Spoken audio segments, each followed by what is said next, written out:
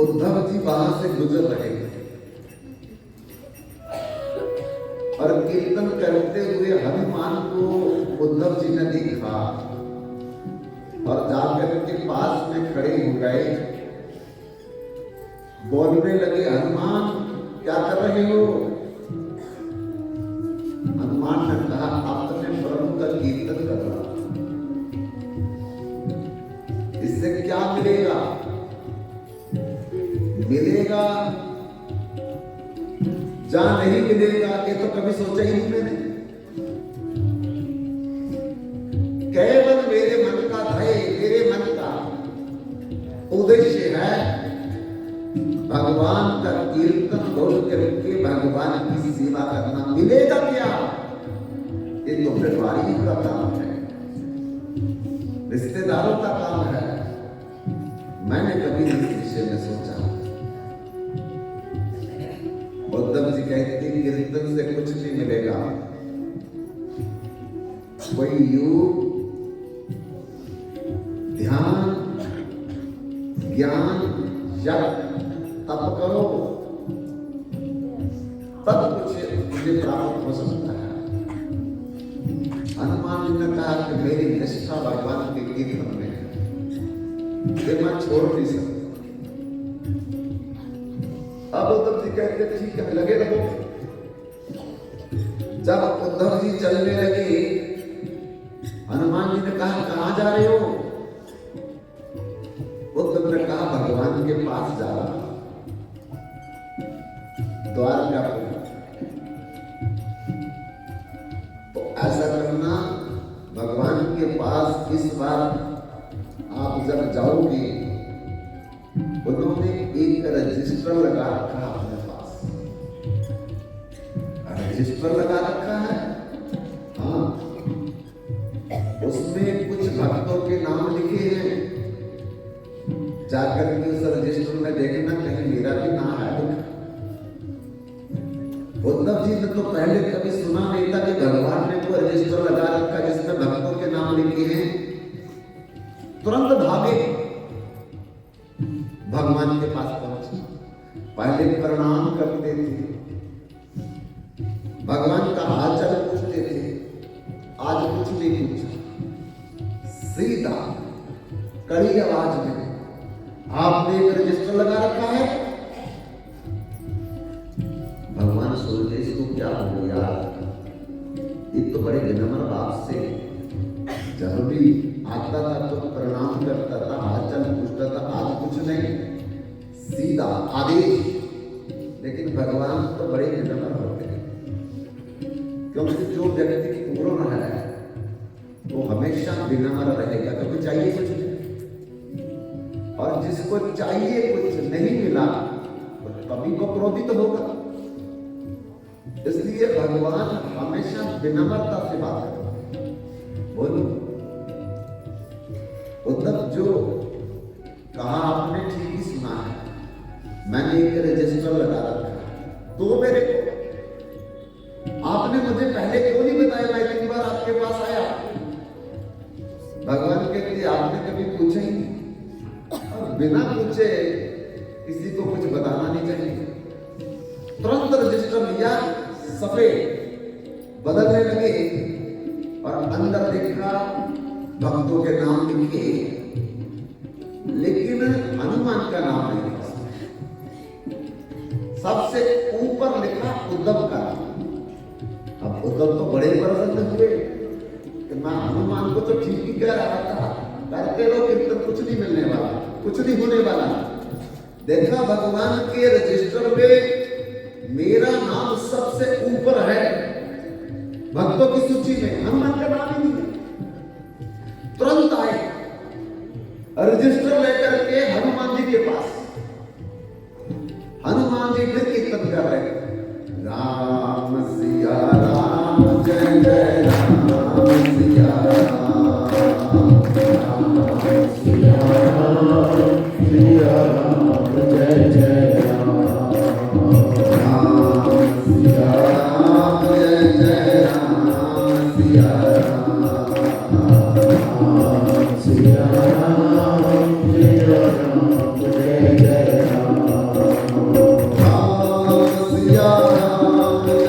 राम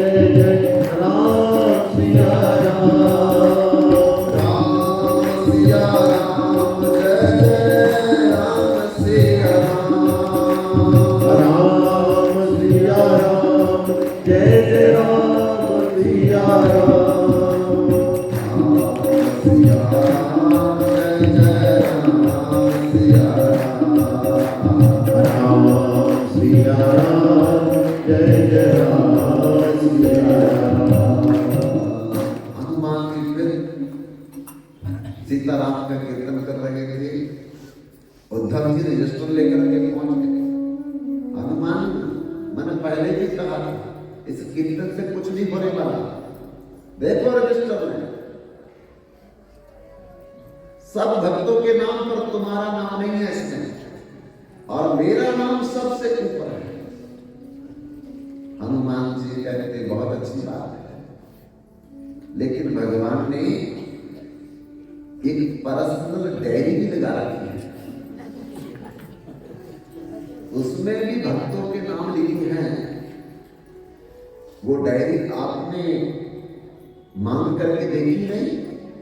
उद्धव जी फिर परेशान हो गए कि पहले तो भगवान ने आज तक मेरे को रजिस्टर के बारे में नहीं बोला, अब पर्सनल डायरी भी लगा रखी। जब मैंने रजिस्टर मांगा तो डायरी भी दे देते। फिर थोड़े रजिस्टर लेकर के और गुस्से में जाकर के कोई राम ने कोई सलाम नहीं, आपने पर्सनल डायरी भी लगा रखी है। भगवान कहते हैं हाँ लगा रखी है। कमाल हुआ, जब मैंने रजिस्टर आपसे मांगा तो वो डायरी भी मेरे को दे देते आप। भगवान कहते जब आपने रजिस्टर मांगा, डायरी मांगी, तो कैसे आपको डायरी दे देता? जल्दी दो मेरे को। भगवान ने निकाल करके डायरी दे, उस डायरी के सफे बदलने लगे। भक्तों की सूची देखी तो उद्धव का नाम ही नहीं है, हनुमान का नाम बिल्कुल ऊपर लिखा है।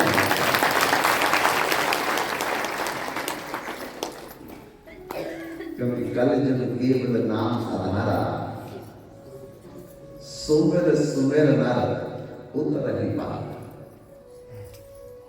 कृते जन धैर्य तो विष्णु, त्रेतायाम जजतो मखाई, द्वापरे परिचर्याम कलो ततः कीर्तना, यत् फलं नास्ति तत्तः न योगेन समाधिना, तत्फलं सम्यक् खलु केशव कीर्तना।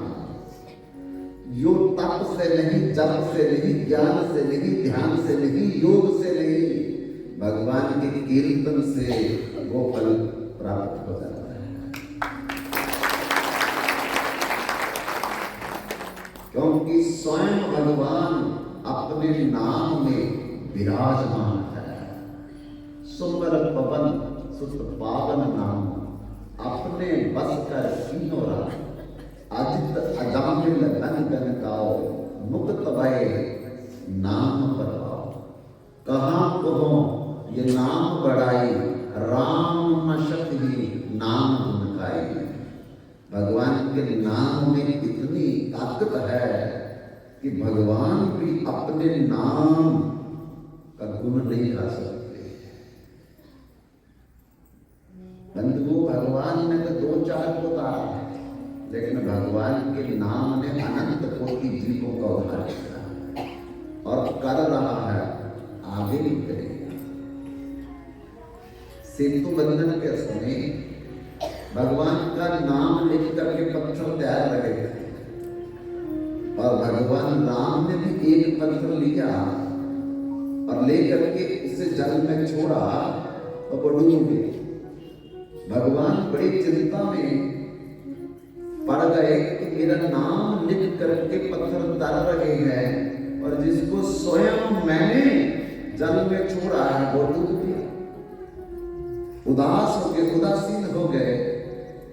हनुमान जी चले आए, प्रभु बड़े उदास हो।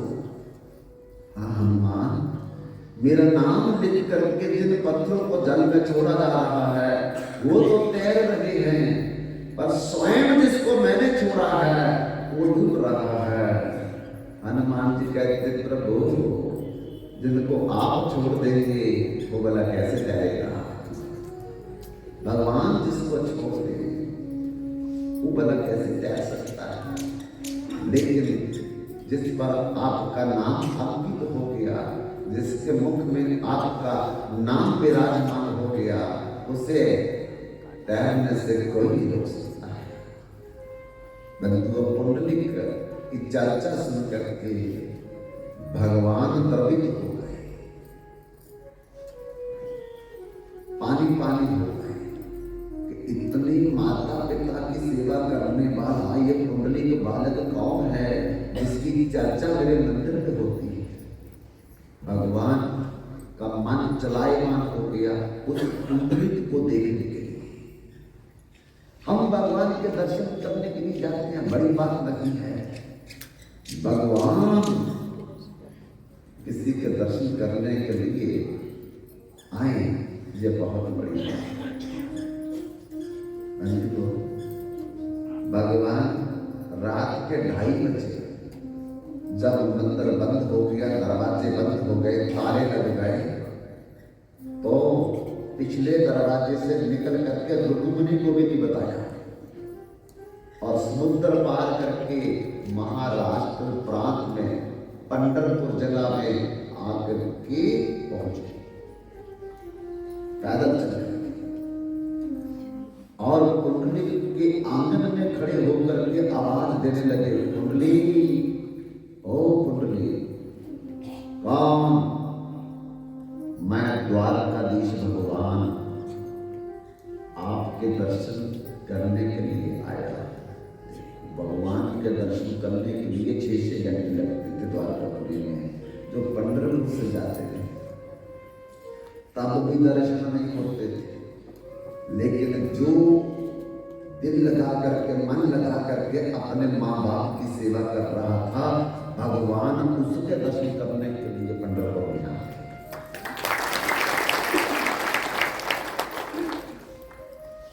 आप तो ठीक है, तुम चले आए हो, बहुत अच्छी बात है, पर मैं तब तक बाहर नहीं आऊंगा जब तक मेरे माता पिता सो ना जाएंगे। भगवान बात करें, पुंडलिक अंदर से जवाब दे रहा है, तब तक बाहर नहीं आऊंगा जब तक मेरे माता पिता जाग गए। भगवान खड़े रहे वहां, फिर 2 घंटे के बाद आवाज दी, पुंडलिक बाहर नहीं आऊंगी। मैंने कहा ना, जब तक मेरे माता पिता नींद में नहीं चले जाएंगे तब तक मैं बाहर नहीं आऊंगा। भगवान फिर खड़े रहे और कहा कि मैं खड़ा खड़ा थक गया, इसलिए मैंने आपको बोला है। अंदर में एक ईंट पड़ी थी, वो ईंट तो उठा करके बाहर फेंक दिया और कहा पुंडलिक ने इस पर खड़े हो जाओ। लेकिन बाहर मैं तभी निकलूंगा जब मेरे माता पिता नींद में चले जाएंगे। वो पुंडलिक जिसने अपनी पत्नी के बहकावे में आकर के माता पिता को धक्के मार करके घर से बाहर निकाल दिया, आज वही पुंडलिक देखो, भगवान उसका इंतजार कर रहे हैं, लेकिन माँ बाप को छोड़ करके वो बाहर नहीं आ रहा। जब चोट लग जाए, समझ लग जाए, तब जीवन बदल जाता है। जब माँ बाप को नींद पड़ गई, कुंडली के बाहर निकला, भगवान के आगे हाथ जोड़ करके खड़ा हो गया, प्रभु क्षमा करो, मैंने आपको विलंब करवाया, इंतजार करवाया, मेरी मजबूरी थी।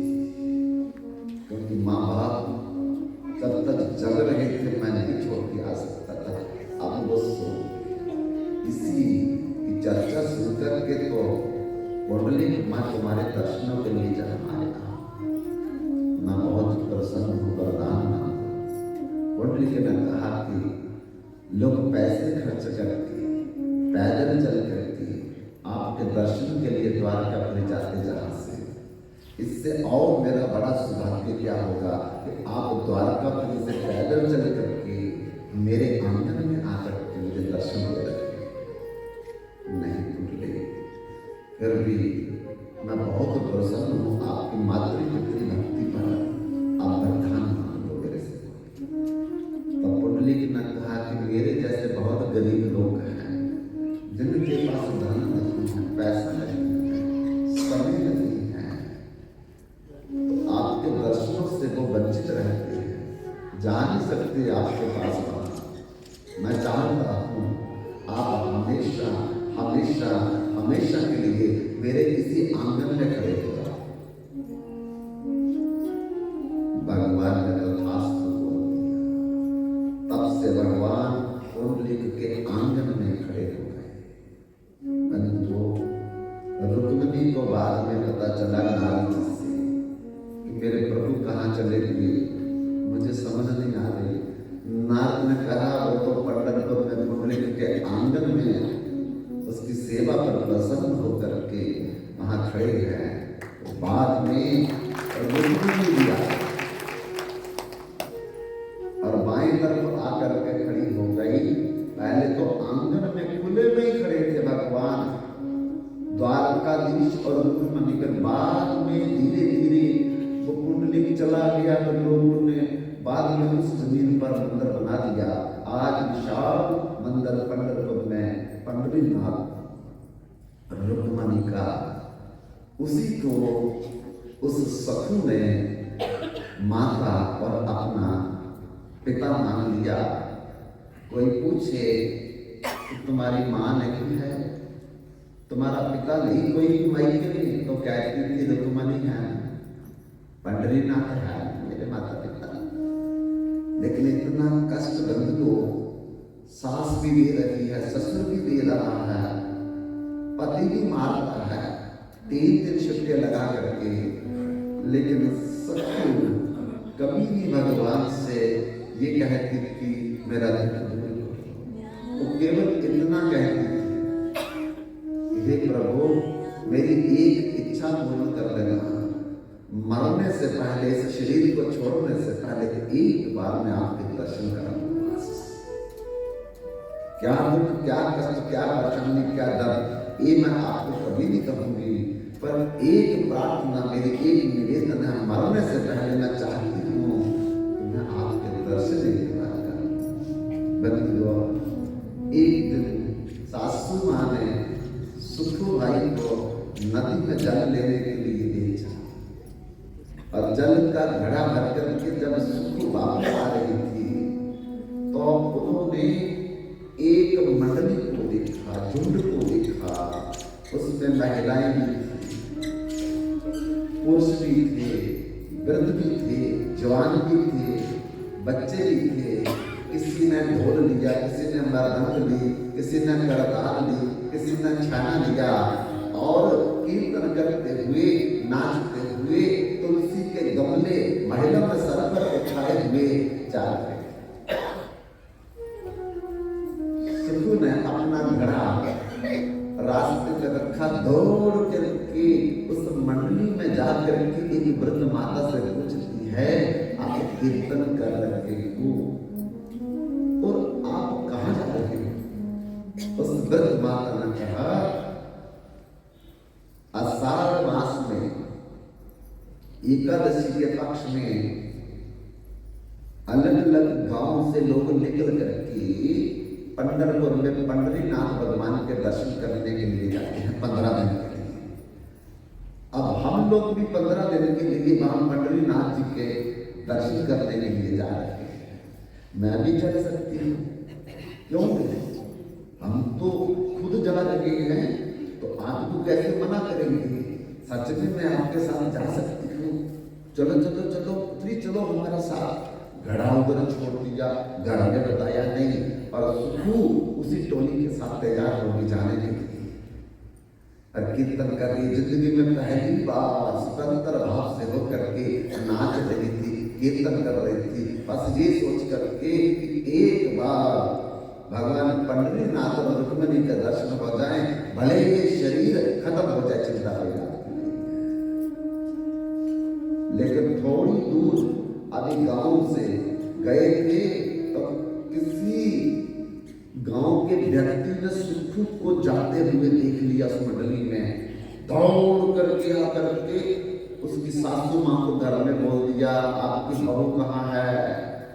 बोलते वो तो पानी लेने गई है नदी में। अरे पानी पूरी कोई नहीं लेने गई, वो पंडर में गई, मंडली के साथ नाचती हुई कीर्तन करती है।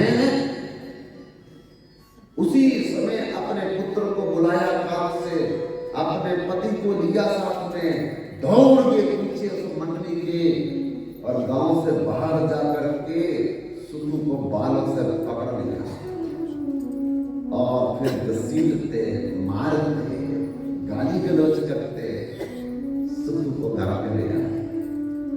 और ला करके सासू ने कहा अपने पुत्र से, इसको ऐसी मार मारना, ऐसी मार मारना जिंदगी में इसको याद रहे, बिना बताए ससुराल में ये कैसे पंढरपुर जा रहे हैं। पति ने इतना मारा, हाथ फूल गए, पांव फूल गए, मुख फूल गया, तब भी संतुष्टि नहीं। सासू मांगी, कहा इसको लकड़ी के खंभे के साथ बांध दो, रस्सी के साथ खाना पीना बंद कर दो इसका। पति ने रस्सी लेकर के सुखू को लकड़ी के खंभे के साथ बांध दिया और मुख फूल गया, हाथ फूल गए, पांव फूल गए, अंग अंग में दर्द है, लेकिन फिर भी रुक्मिणी और द्वारकाधीश भगवान से एक ही प्रार्थना, मरने से पहले मैं आपका दर्शन करना चाहती थी, लेकिन मेरे भाग्य में मेरे साथ नहीं। ऐसे ही बदी रहती है और खाना पीना बंद कर दिया। जिसका मन करे आकर के पकड़ करके मार देते थे उसको। तब बंधुओं एक दिन बड़ी दुखी होकर के सखू ने भगवान से प्रार्थना की। क्या प्रार्थना की? अब मैं शरण तिहारी, अब मैं शरण तिहारी, अब मैं शरण तिहारी, अब मैं शरण तिहारी। ओ मेरा तो पंडरी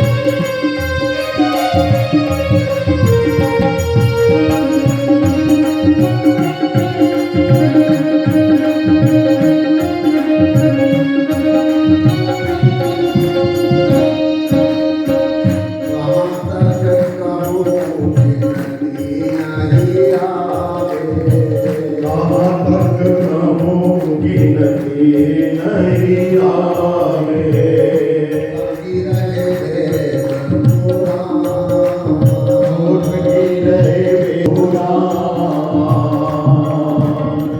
सतुदास की रमन बिहारे, रघुदासी अब शरण तिहारे, माही अब शरण तिहारे, शकुमाई अब शरण तिहारे।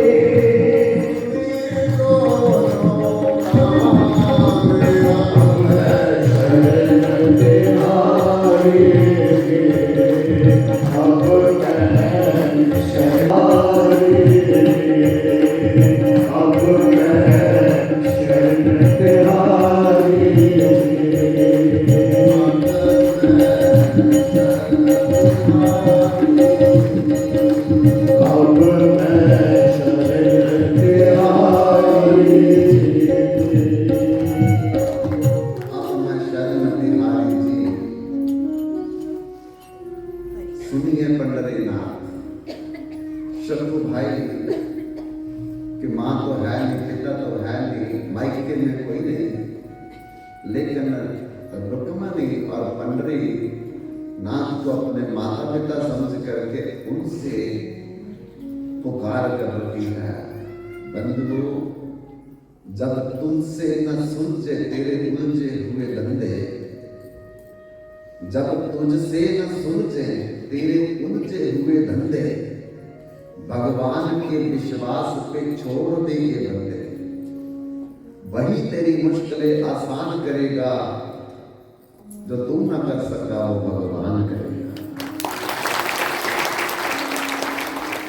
भगवान से अब रहा नहीं, इतना कष्ट, इतना दुख दिया जा रहा सुखू को ससुराल में। भगवान पंडरीपुर में खड़े खड़े अरे उस सबू की तरफ देख रहे हैं। रुक्मणी ने पूछा, अरे एक लगा करके कहां देख रहे हो? पंडरीनाथ ने कहा कि मेरी एक भक्ता सुखू है, ससुराल में बड़ा दुख, मायके में कोई है नहीं, और मुझे वो पिता मानती, आपको वो माता समझती है, और आज बड़ी दुखी होकर के दर्शनों के लिए मुझे पुकार रही है। तो क्या करोगे? अब मुझे जाना पड़ेगा। कैसे जाऊंगी? भगवान ने कहा कि सुखू बन करके जाना पड़ेगा मुझे, लेकिन जब तक मैं आ ना जाऊं तब तक मेरा इंतजार करना। रुक्मिणी ने कहा कि जल्दी आ जाना। भगवान ने सुखू का रूप बनाया, कन्हार पानी आ गई अर्धरात्रि, और अर्धरात्रि को भगवान ने फिर सुखू की सहेली का रूप बदल दिया, और सहेली बनकर के दरवाजा पार करके किसी प्रकार से सुखू के पास पहुंचे। जब सासू सो रही थी, ससुर सो रहे थे, पति जी सो रहे थे, कहा, सुखू सहेली, मैं अब तेरा दुख देख नहीं सकती। कभी कभी तुम मुझे नदी में पानी भरते मिल जाती थी, हाल चाल पता चलता था। अब तो कई महीने मैंने तेरे को देखा नहीं, क्या? सुखू ने कहा, देखो मैं कहा, मैं पंढरपुर में जाना चाहती थी, एक दिन जा रही थी, उन्होंने पकड़ करके तब से मुझे बांध दिया। रोज मारते हैं, टाइम में ससुर लग मारेगा, सास लग मारेगी, पति लग मारेगा, अब तो ये जीवन खत्म होने वाला है, पर तू क्या चाहती है? सुखू को बिल्कुल नहीं पता कि ये भगवान मेरी सहेली बनकर के आए। कहा, मेरी इच्छा है, अगर तू पूरी करे, क्या मैं पंढरपुर जाकर के भगवान के दर्शन करना चाहती हूँ मरने से पहले। तो भगवान ने सहेली के रूप में कहा, मैं तुझे खोज देती। उस समय बोले सारे सोए भी निकल जाओ। सुखू को भगवान ने खोल दिया उस लकड़ी के खंभे से रस्सियों के द्वारा जो बंधा हुआ था, और सुखू को लेकर के सहेली के रूप में भगवान रातों रात पंढरपुर के पास छोड़ा। अब तो सुखू चली जाएगी, ज्यादा दूर नहीं है मंदिर पर। अब मैं अपने घर में जाऊंगी, नहीं तो मेरे घर में भी पता चल जाएगा। सुख बड़ी प्रसन्न होकर के, की हालत भी खराब है लेकिन पंढरपुर में पहुंच गई। बंधुओं, उधर पीछे से भगवान ने सुखू का रूप धारण करके सुखू की जगह उस लकड़ी के खंभे के साथ बंध गई। सुबह सासू माँ उठी, ससुर जी उठे, पति उठा, लेकिन किसी को नहीं पता कि ये भगवान बंधे हुए हैं। वो तो यही सोच रहे सुखू बंधी हुई।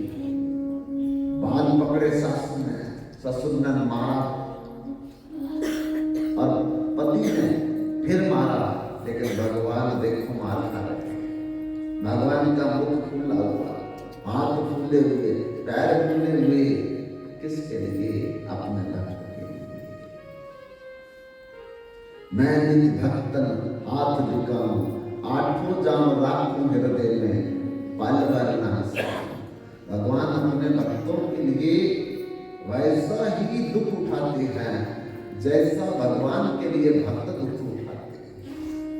ये यथा माम प्रपद्यं तांस तथैव भजाम्यहम् मम अनुवर्तन्ते मनुष्यपात सदसा। जिस भाव से भक्त मेरे लिए कष्ट उठाता है, वैसा ही मैं अपने भक्त के लिए भी कष्ट उठाता हूं।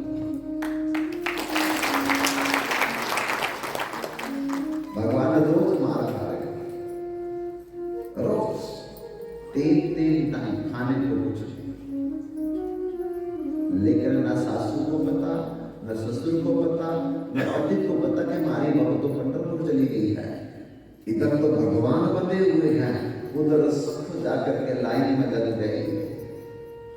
और जब उसका नंबर आया, भगवान पंढरीनाथ और रुक्मिणी को देख करके जर्जर आंसू गिरा, कपड़े गिले कर दिए। पुजारी भी हैरान हो गया, बड़े दर्शनार्थी देखे, लेकिन इस महिला की तरह कोई दर्शनार्थी नहीं देखा।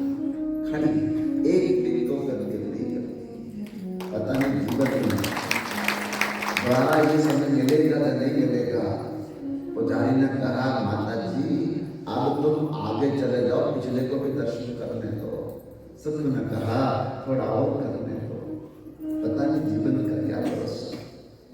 तब सुख और एक टिक लगा करके भगवान से दर्शन कर रही थी, और धीरे धीरे भगवान के चरण पकड़ रही। जैसे चरण पकड़े, सुख ने प्राण दे दिए।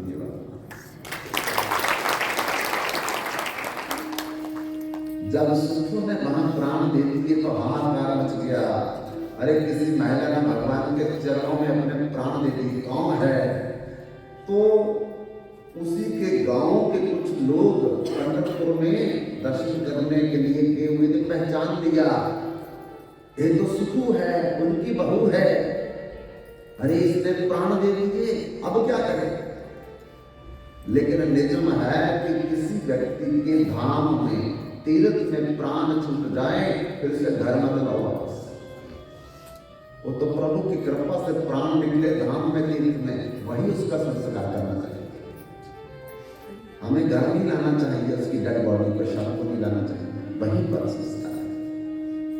बंधुओं, उन लोगों ने मिल करके शमशान भूमि में जाकर के सबों का दाह संस्कार करते हैं, और दाह संस्कार करके और वो लोग फिर अपने अपने सेवा में लग के वहीं पंढरपुर में।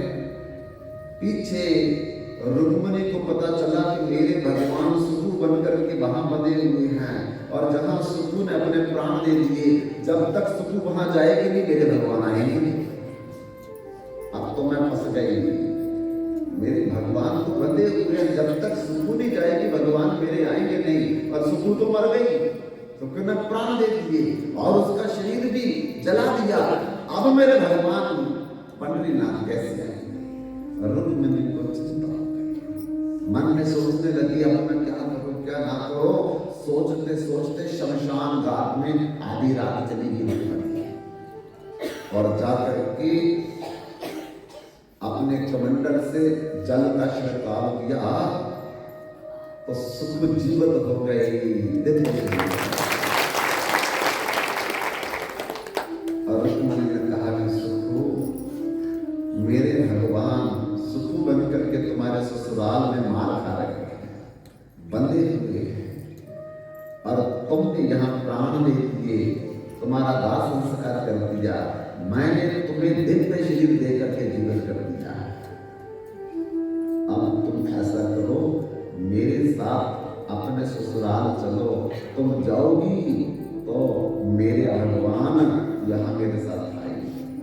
बंधुओं, पीछे से भगवान अब ऐसी हालत में हो गए थे कि जैसे प्राण ही दे देंगे। तो सासू माँ ने कहा अपने पुत्र से, कहीं ये मरना चाहे सुखू तो अब इसको खोल दो, नहीं तो मर गई तो हत्या हमारे ऊपर लगेगी, तीनों को जेल में जाना पड़ेगा। तब खोल दिया और खोल करके तो भगवान को उसकी सासू माँ कह रही है, चल कपड़े धो, चल बर्तन साफ कर, चल रसोई में रोटी बना, चल नदी पे पानी ला। भगवान वैसे बताया नहीं, भगवान पता न चल जाए किसी को। भगवान बस्तर भी साफ करते हैं, बर्तन भी साफ करते हैं, आंगन भी साफ करते हैं और रसोई भी करते हैं।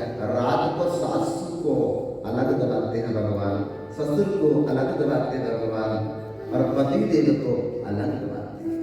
अब सासू माँ के मन में धीरे धीरे परिवर्तन आने लगा। अरे हमारी सुखू तो बहुत अच्छी हो गई है पहले से, कितना बढ़िया है, भोजन बनाती है, कितना बढ़िया है, वस्त्र धोती, बर्तन धोती है, आंगन साफ कर, अरे इतना दबाती है कि हमको तो चंद मिनटों में नींद पड़ जाती है, पहले नींद नहीं आती। अरे भगवान दबाएंगे तो नींद नहीं आएगी। भगवान बर्तन साफ करेंगे तो बर्तन अपना किसी के काम साफ होंगे। भगवान अगर भोजन तैयार करेंगे तो भला किसी को स्वाद नहीं लगेगा? बताइए आप। पानी का स्वाद, रोटी का स्वाद, अरे दबाने का स्वाद, बर्तनों को देख करके चमका देते हैं भगवान। सास बड़ी खुश, ससुर बड़े खुश, पति भी बड़ा खुश, सबका मन जीत लिया भगवान ने। और सब कहने लगे सुखू बहुत अच्छी हो गई, अब तो सुखू बहुत, सुखू की तारीफ होने लगी। लेकिन तारीफ कैसे हो रही है? भगवान के कारण। लेकिन सुखू तो बाहर। अब भगवान को पता चल गया कि रुक्मिणी सुखू को लेकर के यहाँ आ रही है, तो दो सुखू हो जाएगी। अब क्या करेंगे? तो सुखू बने हुए भगवान ने कहा अपनी सासू माँ से, सासू माँ मैं नदी से जल ले आऊं थोड़ा? हाँ हाँ जाओ जाओ, घड़ा भर करके ले आओ। भगवान ने घड़ा उठाया सुखू के रूप में और नदी में चले गए। और नदी में रुक्मिणी सुखू के दिव्य शरीर में लेकर के वहीं पहुंच गए। तब सुखू देखे कि भगवान भी सुखू रूप में और भगवान देखे कि सुखू भी दिव्य रूप में। सुखू ने कहा प्रभु आपने मेरे लिए इतना कष्ट, इतनी मार, इतने बंदे, मैं आपका कैसे कर्ज उतारूं? भगवान ने कहा जो तुमने कष्ट उठाया था मेरे लिए, जो तुमने मार खाई थी मेरे लिए, जो तुमने दुख पाया मेरे लिए, उसका मैंने कर्ज उतारा है। मैं कर्ज युक्त हो गया था, कर्ज तले दब गया था, मैंने कुछ नहीं किया, केवल अपने सुखू का कर्ज उतारा है। अब देवी तुम जाओ अपने घर में, और मैं रुक्मिणी के साथ फिर पंढरपुर जा रहा हूं। तो फिर सास ससुर वैसे ही मारेंगे मेरे को जब मान देंगे ना, अब मैंने ऐसा माहौल बना दिया है तो मैं सब प्यार करेंगे। तब सुखू घड़ा लेकर के अपने घर आ रही थी और भगवान अपना रूप धारण करके चले गए पंढरपुर में रुक्मिणी के साथ। पीछे क्या हुआ, जो गांव के लोग पंढरपुर गए थे, जिन्होंने सत्तू को मरते हुए देखा, उसका दाह संस्कार किया, वो ससुराल में आकर के दुख के साथ बोलने लगे कि वो बड़ा दुख की बात है, आपकी बहू पंढरपुर में गई थी, भगवान के दर्शन करते करते उसने प्राण दे दिए और फिर हमने उसका दाह संस्कार कर दिया। अब थोड़ी सी राख लाए हैं हम, इसका आप जो भी करना होगा करवा देना। अरे पति देव भी क्रोध में आ गए, ससुर भी क्रोध में आ गए, सासू माँ भी क्रोध में, तुम्हारा दिमाग तो ठीक है, क्या बात हुई? अरे हमारी ससुर तो हमारे घर में रोज सेवा कर रही है, पानी डाल रही है, बर्तन साफ कर रही है, आंगन साफ कर रही है, भोजन बना रही है। अरे हम झूठ नहीं बोलते, एक दो थोड़ी है, देखो 50-60 लोग हैं, हमने मिल करके उसका दाह संस्कार किया था और देखो उसकी भस्म भी लाए हम लोग। सासू मां कहते अभी रुक जाओ, मेरी सुखी जो है वो पानी लेने गई है नदी में, अभी आती होगी, अभी बातचीत चल रही थी तो सुखू घड़ा लेकर के आ गई। जब घड़ा लेकर के आई तो ब्राह्मण देख करके डर गई, उसका प्रेत पिशाच रूप आ गया। अरे इसको तो हम जला करके अपने हाथों से उसकी भस्म लाए हैं।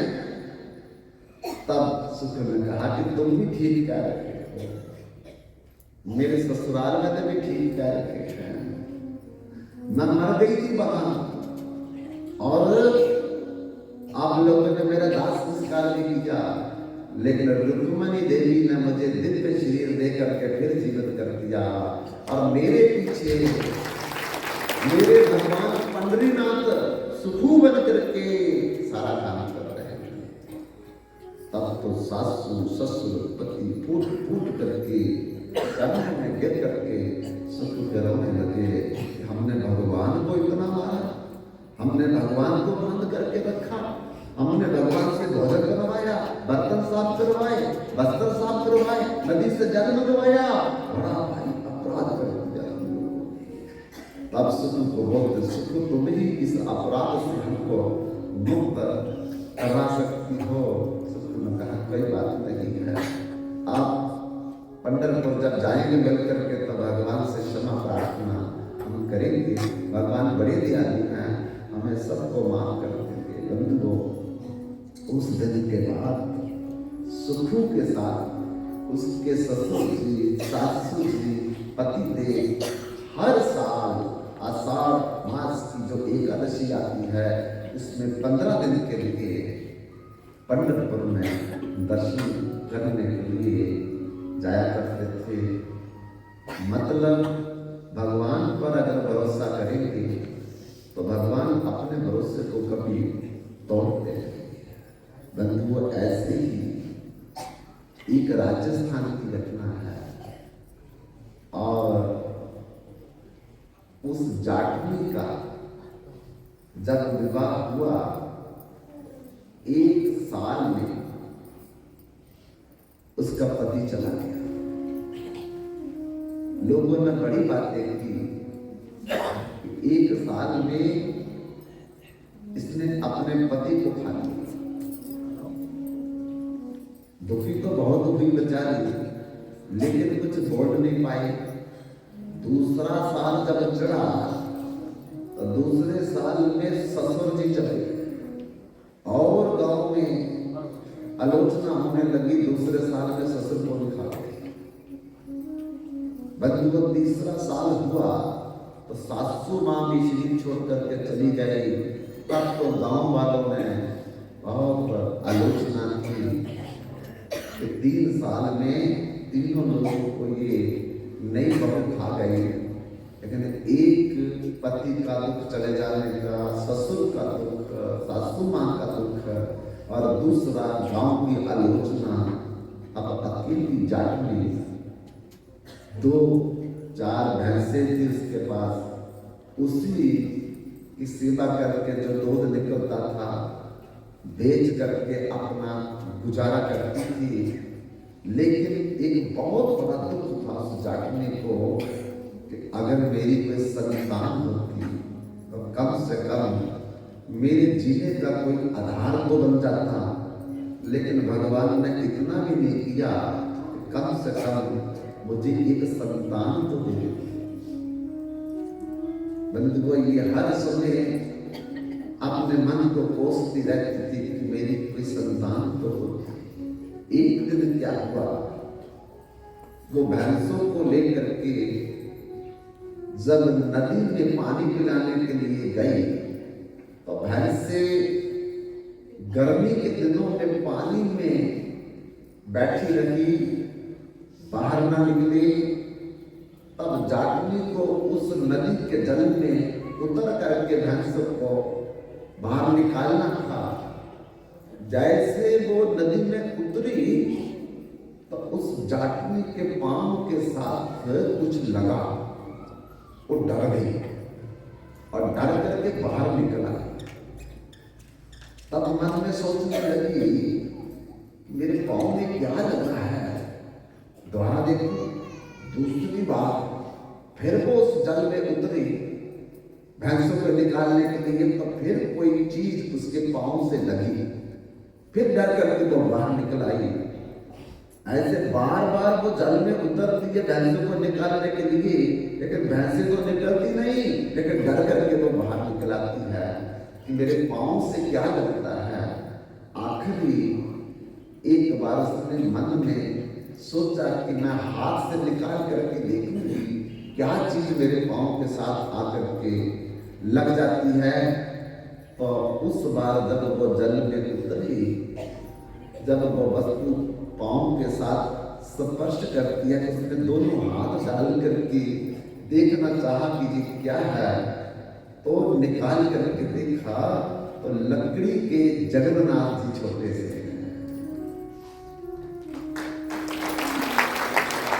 मन में सोचने लगी कि मैं भगवान को कहती थी मेरे संतान नहीं है, मेरी कोई बालक नहीं है। अगर कोई संतान होती तो मेरा जीने का कोई आधार बन जाता। आज भगवान ही शायद संतान के रूप में, पुत्र के रूप में, बालक के रूप में जगन्नाथ का रूप धारण करके वो मेरे पास आ गए।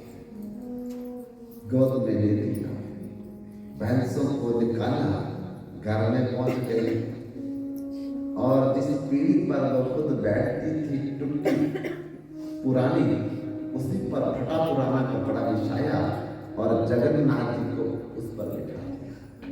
कहने लगी, थके हो, बड़े दिन के पानी में बेचारे यात्रा कर रहे थे, बड़ा आराम कर लो और मैं भैंसे बांध करके खिचड़ी बना करके तुम भी खाना मैं भी खाऊंगा। उसको ये नहीं कि मेरा भगवान है, वो ये समझती थी कि मेरा पुत्र है और पुत्र की तरह उससे व्यवहार कर रही है। मंदिर नहीं बनाया, मंदिर में नहीं रखा, मंदिर था भी नहीं, लेकिन पीढ़ी के ऊपर बिठा करके फटा पुराना कपड़े का आसन दे करके और खुद खिचड़ी बनाने में लग गई। राजस्थान में ज्यादा बाजरे की खिचड़ी बनती है। बाजरे की खिचड़ी बनाई उसने, एक थाली में खुद खिचड़ी डाली, एक थाली में जगन्नाथ जी के लिए खिचड़ी, आगे थाली रखती, एक थाली अपने आकर बोलने लगी, बेटा खा लो, बहुत दिनों से थके हो, चले हुए हो, खा करके तो फिर मेरे 4 पहले आराम कर लेना। देखो, कोई मूर्ति की भावना नहीं, कोई लकड़ी की भावना नहीं, साक्षात विश्वास है ये मेरा पुत्र है, ये मेरा बालक है। बंधुओं, मूर्ति नहीं तुमी, साक्षात ब्रजेंद्र नंदन। जब हमारा विश्वास ऐसा बन जाए कि भगवान साक्षात है, तो विश्वास में ही भगवान की प्राप्ति होती है। नाम, विग्रह, स्वरूप तीनों एक रूप, तीनों एक नाही, तीनों चिदानंद रूप। भगवान की मूर्ति, भगवान का नाम, भगवान, ये तीनों एक है। इन तीनों में कोई भेद नहीं। इस जाटवी ने सिद्ध करके दिखा दिया। और कैसे दिखाया, ये कथा हम कल शुरू करेंगे। अभी समय को देखते हुए आदरणीय श्रीमती रंजू शर्मा जी से अनुरोध आगे का कार्यक्रम को जारी रखें। आदरणीय श्रीमती रंजू शर्मा।